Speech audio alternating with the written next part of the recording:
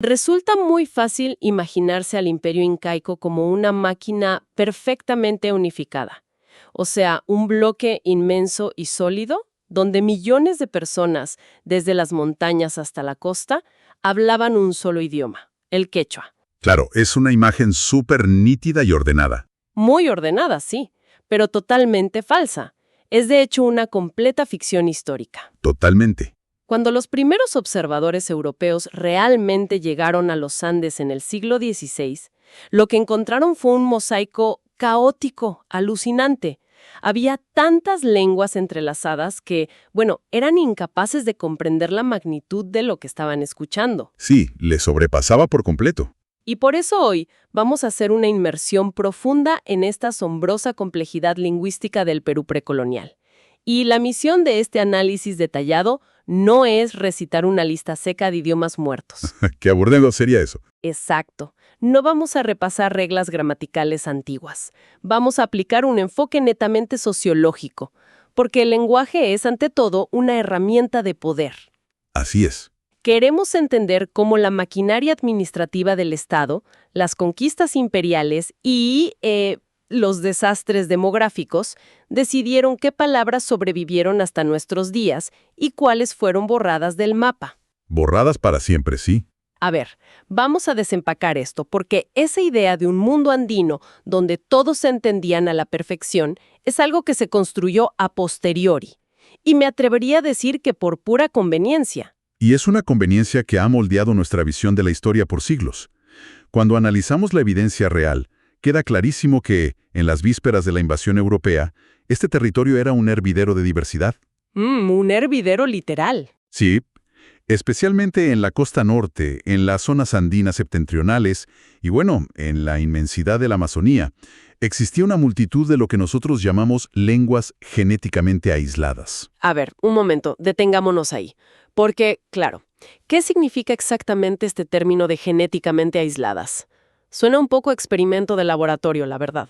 Entiendo por qué suena así. Estamos hablando de islas lingüísticas completas, o sea, idiomas que literalmente no tenían primos, ni parientes, ni ninguna conexión con las lenguas grandes. Exactamente eso. Son lenguas que representan un linaje único. No tienen ninguna relación de parentesco que se pueda rastrear con familias inmensas como el quechua o la aymara. Wow. Representan líneas evolutivas paralelas. Estuvieron en contacto durante milenios. Pero aquí es donde entra este factor sociológico que mencionabas al principio. El del poder. Tal cual. Cuando los europeos, digamos, los cronistas y los misioneros, empezaron a registrar lo que escuchaban, no lo hicieron con la curiosidad de un lingüista moderno. Venían con una mentalidad profundamente jerárquica. Tenían una agenda administrativa clarísima. Lógico, venían a administrar, no a estudiar. Así que, en lugar de reconocer toda esta asombrosa diversidad, empezaron a etiquetar las incontables variedades locales como si fueran simples dialectos. Dialectos, esa palabrita. Y esa palabra, a lo largo de la historia y en la sociología del lenguaje, acarrea un peso aplastante. Totalmente aplastante. Implica automáticamente un estatus social inferior, como una forma degenerada o rota de una supuesta lengua oficial y pura. Esa distinción es brutal y francamente me parece clave para entender el mecanismo del poder. Porque llamar dialecto a un idioma que tiene sus propias reglas gramaticales complejas, su propia cosmovisión, es muy fuerte. Es quitarle todo el valor. Exacto. Es como decirle sucursal menor a una corporación rival que en realidad es totalmente independiente. Es una táctica impecable para restarle peso y, bueno, quitarle agencia política a un grupo humano. Reducir toda una identidad a un dialecto mal hablado es dominación psicológica. Una dominación psicológica espectacular. Lo que es fascinante aquí es cómo esas etiquetas reflejan procesos sociológicos muy calculados. O sea, la clasificación colonial no fue un error de audición de los españoles. No era que escucharan mal. Para nada. Respondía a la necesidad de jerarquizar a la sociedad para controlarla. Para el aparato virreinal tenía que existir una norma rígida, una lengua legítima, y todo lo que divergía de esa norma era visto como algo corrupto. Claro, usar el diccionario como un arma de sometimiento directo. Pero, a ver, si esta planadora colonial sirvió para dominar después de la llegada de los españoles, me surge una duda histórica enorme aquí. Dime.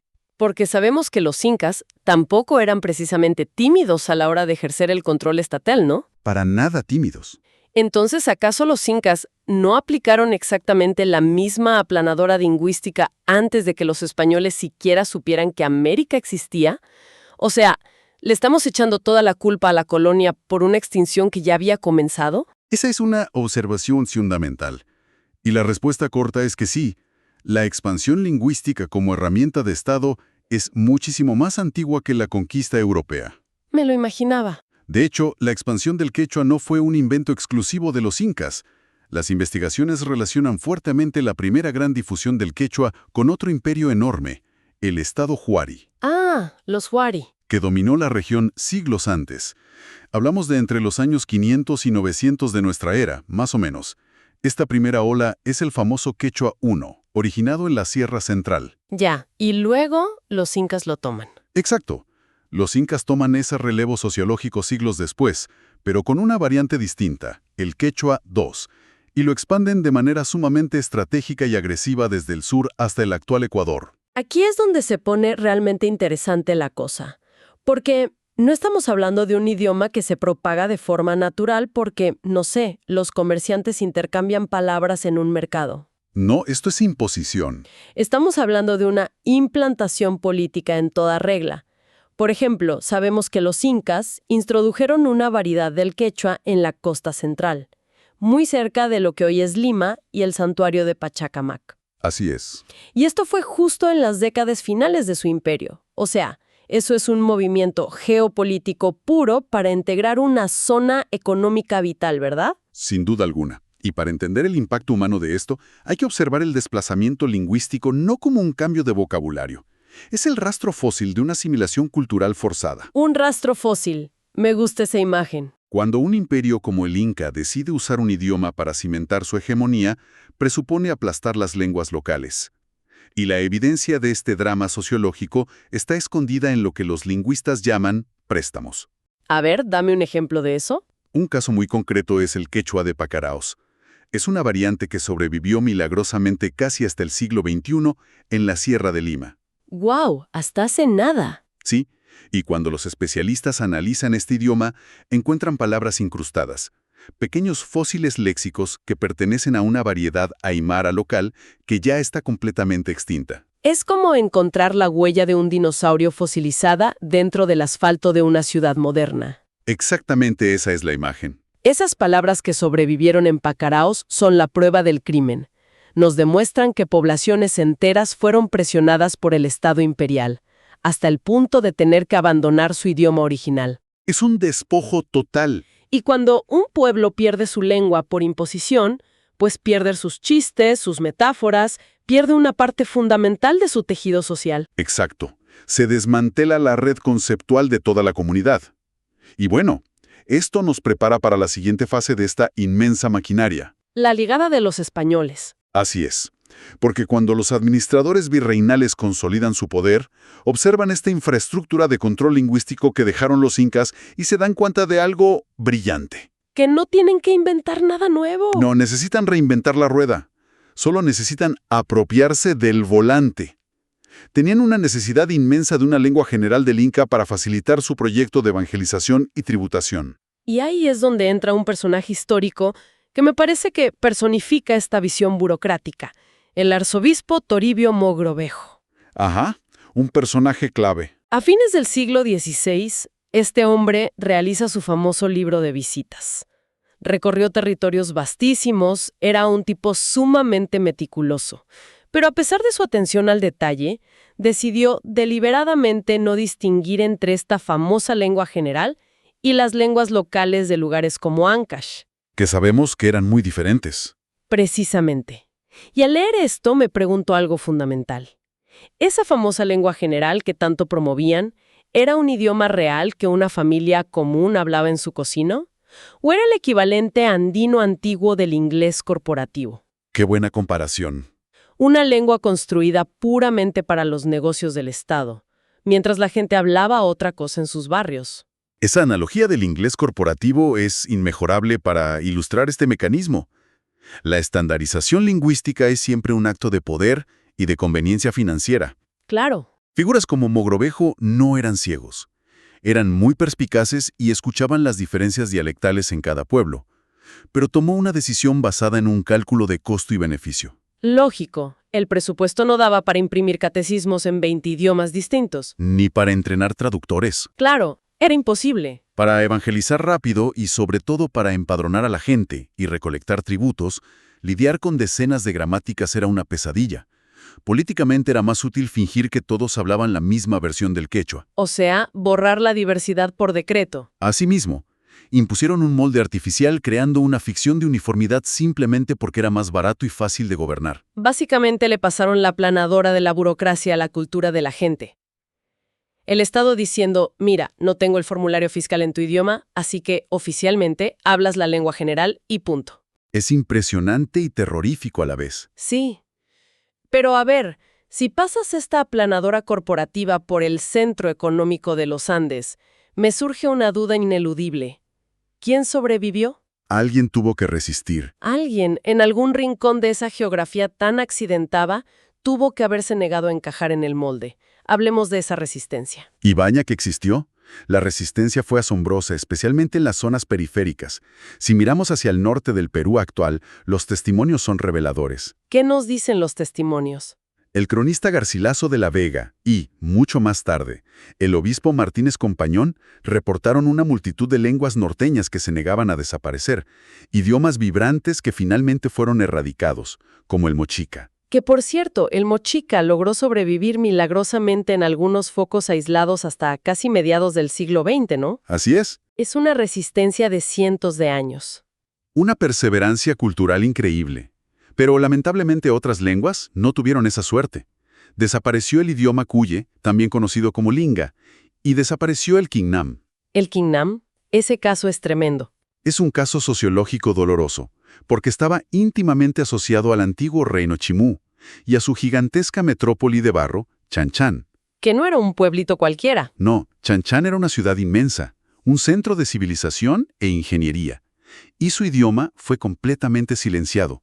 Pero a ver, para aterrizar la magnitud de esto para quienes nos escuchan, ¿cómo desaparece el idioma de una metrópolis entera? La gente de una ciudad como Chan Chan no se despierta un martes y decide colectivamente olvidar su idioma para hablar quechua. No funciona así, claro. Tiene que haber un mecanismo sociológico mucho más violento detrás de ese silencio masivo. Esto plantea una pregunta sumamente cruda sobre la mecánica de la extinción. La desaparición de lenguas costeñas como el quinnam no fue un simple olvido generacional pacífico. Fue algo mucho más oscuro. Fue el resultado directo de desastres demográficos absolutamente catastróficos que barrieron la región en el siglo XVI.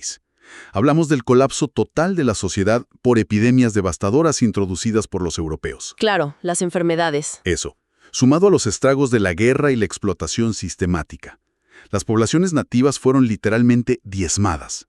Las estructuras comunitarias colapsaron, y cuando los pocos sobrevivientes huyen o se integran a nuevas reducciones para no morir, el idioma que sostenía esa red desaparece de golpe. Muere con sus hablantes. Exactamente. Es escalofriante, o sea, un idioma no muere de viejo, muere porque la red de seres humanos que lo respira es físicamente erradicada.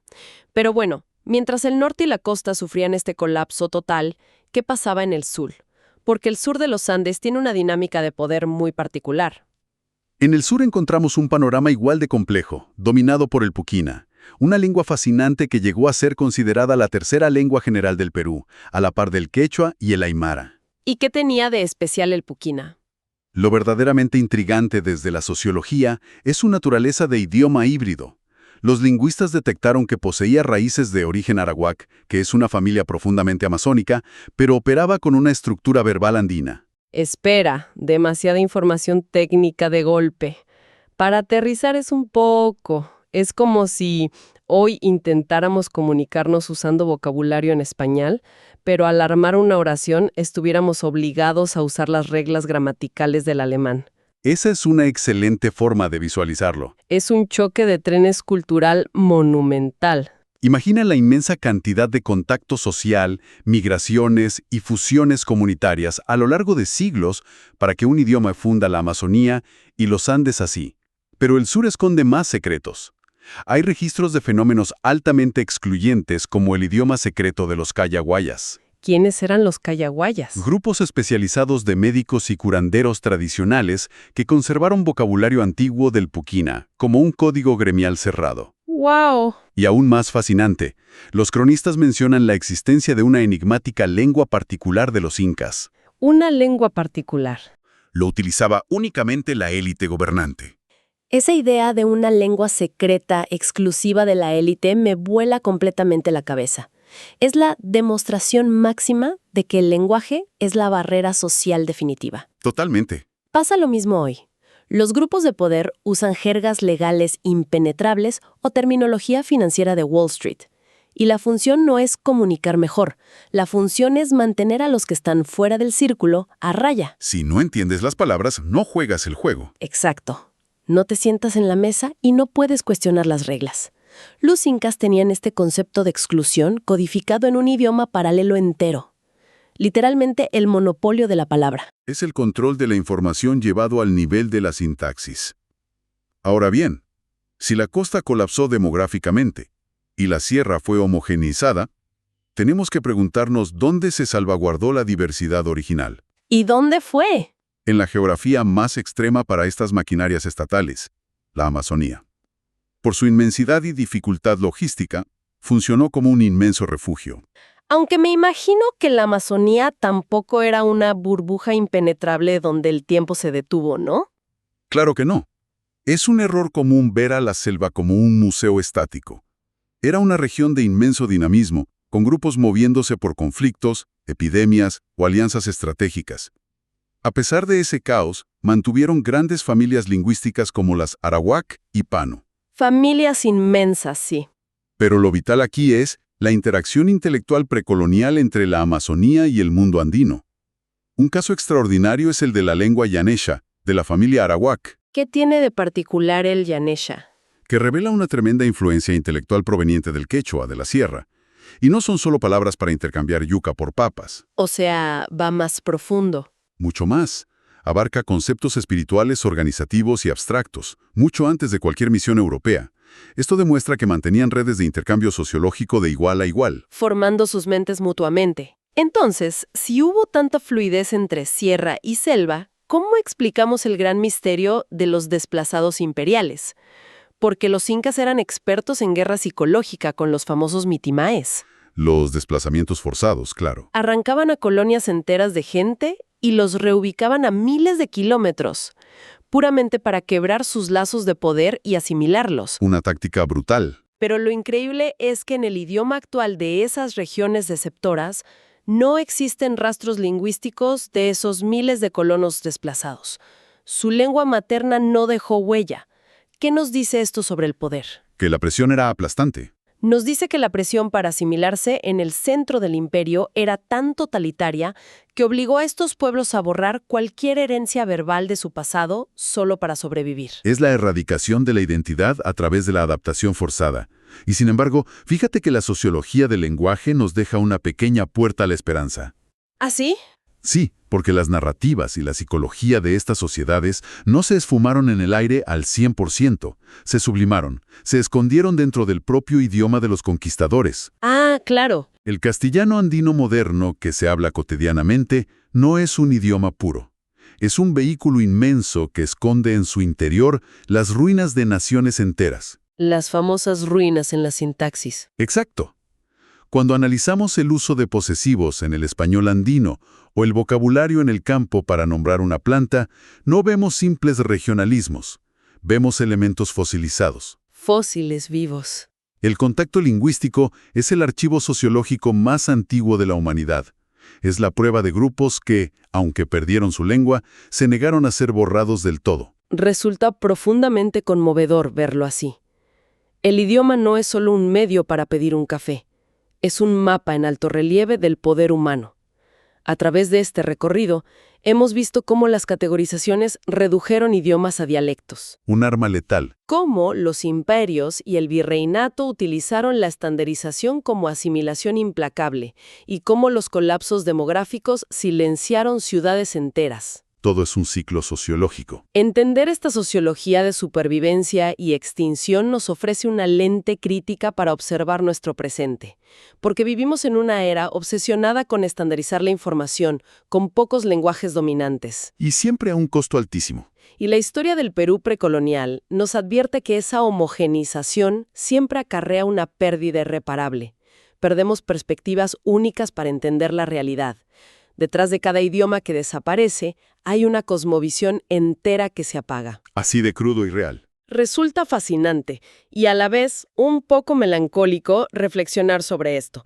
Porque si los restos emocionales de culturas aplastadas logran sobrevivir escondidos como fantasmas en la gramática de quienes las conquistaron, nos invita a reflexionar en algo profundo. A ver. ¿Qué palabras cotidianas, qué pequeñas expresiones usamos nosotros todos los días con total normalidad, que en el fondo son el último y silencioso grito de resistencia de una civilización que ya olvidamos que alguna vez existió?